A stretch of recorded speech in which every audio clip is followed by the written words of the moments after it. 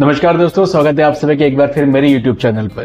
दोस्तों 31 मार्च 2024 की बात है जब मेरठ के एक चुनावी सभा में देश के प्रधानमंत्री श्री नरेंद्र मोदी ने कांग्रेस और इंडिया गठबंधन पर एक सवाल दागे और इस सवाल में ये था कि कच्चा थे वो द्वीप जो भारत और श्रीलंका के मध्य स्थित है, आखिर किसने इस द्वीप को श्रीलंका को तोहफे के रूप में भेंट किया था। उन्होंने कांग्रेस पर जमकर निशाना साधा और कहा कि कांग्रेस के शासनकाल पे इतना महत्वपूर्ण जो आइलैंड है वो श्रीलंका को गिफ्ट के तौर पे दे दिया गया है।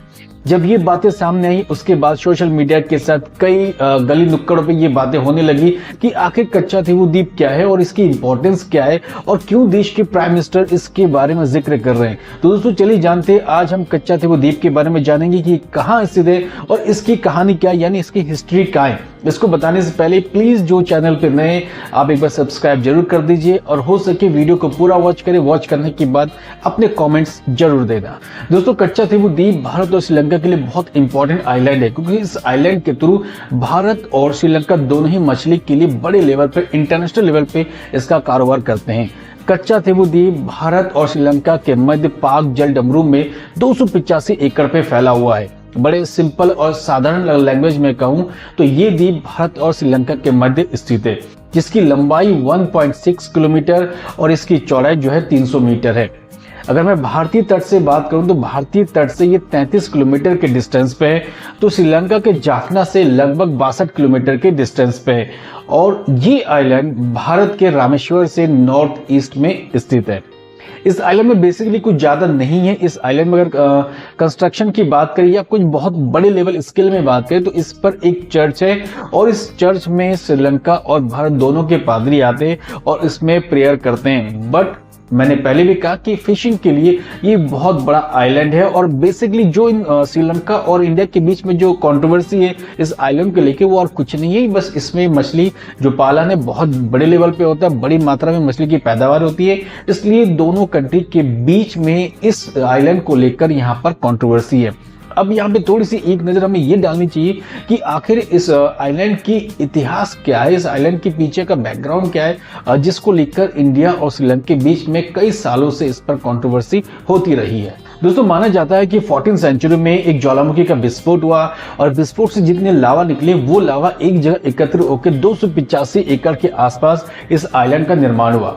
उसके कुछ सालों के बाद इसमें श्रीलंका के जाफना साम्राज्य स्थापित हुआ, लेकिन धीरे धीरे जब 17वीं सेंचुरी के नियर आए तो उस टाइम पे भारत के रामनाथ जमींदारी का इसमें वर्चस्व हुआ और पूरे आइलैंड पे रामनाथ जमींदारी ने अपनी कब्जेदारी यहाँ पर कर ली थी। लेकिन एक टाइम के बाद जब ब्रिटिश शासनकाल भारत और श्रीलंका दोनों जगह पे स्थापित हुए तो इंडिया के मद्रास प्रेसिडेंसी से इस आइलैंड पे जितने मूवमेंट होते थे उसको कंडक्ट किया जाता था। ब्रिटिश शासनकाल के बाद जहां श्रीलंका ने इस आइलैंड को अपने और चिन्हित किया तो ये भारत के दावे ये थे कि इस पर भारत के रामनाथ जमींदारी का वर्चस्व था।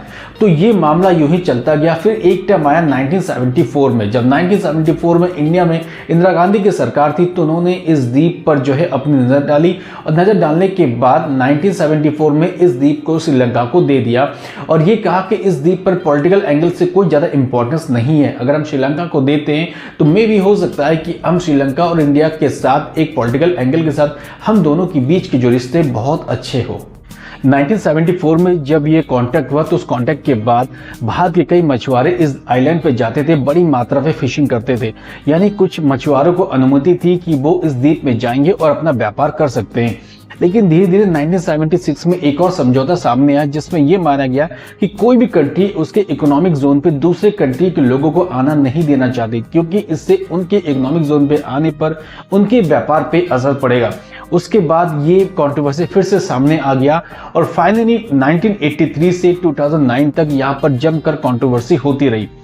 फिर 2009 पे श्रीलंका के घर के अंदर यानी उनके गृह क्षेत्र पे लिट्टी और श्रीलंका सेना के बीच में भीषण यहाँ पर गृह युद्ध होता रहा, जिसके कारण भारतीय मछुआरे फिर से उस आइलैंड पे गए और फिशिंग का कारोबार करने लगे और बड़ी मात्रा में मछलियां पकड़ने लगे।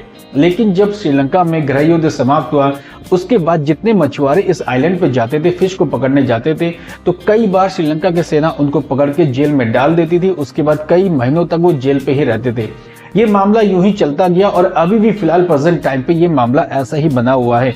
जितने भी भारतीय मछुआरे जो स्पेशली रामेश्वर से जब इस आइलैंड की ओर जाते हैं तो या तो उन्हें श्रीलंका की सेना पकड़ लेती है या फिर जब इस आइलैंड पे जाते हैं तो किसी कारण से उनको जेल में डाल दिया जाता है। और ये कंट्रोवर्सी लगातार बनी हुई है, जिस कारण देश के प्राइम मिनिस्टर ने हो सकता है कि ये इशू जो लोकसभा चुनाव पर उठाया है और इस मुद्दे को उठाने के बाद लोगों के बीच में एक अवेयरनेस पैदा की है कि कच्चा तीवू द्वीप इतना इंपॉर्टेंट है और इसे श्रीलंका को कांग्रेस ने क्यों दे दिया। इसीलिए बार बार कांग्रेस और इंडिया गठबंधन पर इस सवाल को दागा जाता है और इस पर बहुत ज्यादा एलिगेशन भी लगाए जाते हैं। तो दोस्तों ये था कच्चा तीवू द्वीप के इतिहास के बारे में। और कच्चा तीवू द्वीप बहुत इंपॉर्टेंट आइलैंड है जो फिशिंग के लिए इंटरनेशनल लेवल पे बहुत ज्यादा इंपॉर्टेंट रोल यहाँ पर प्ले करती है। सो आई होप कि दोस्तों ये वीडियो आपको पसंद जरूर आया होगा। पसंद आने में प्लीज शेयर जरूर करना, कमेंट जरूर करना और दोस्तों कोशिश करें कि अपने फ्रेंड सर्कल पे इस वीडियो को जल्द से जितना हो सके उतना आप शेयर करें। कल फिर मिलते हैं एक और इम्पोर्टेंट वीडियो के साथ। Thank you.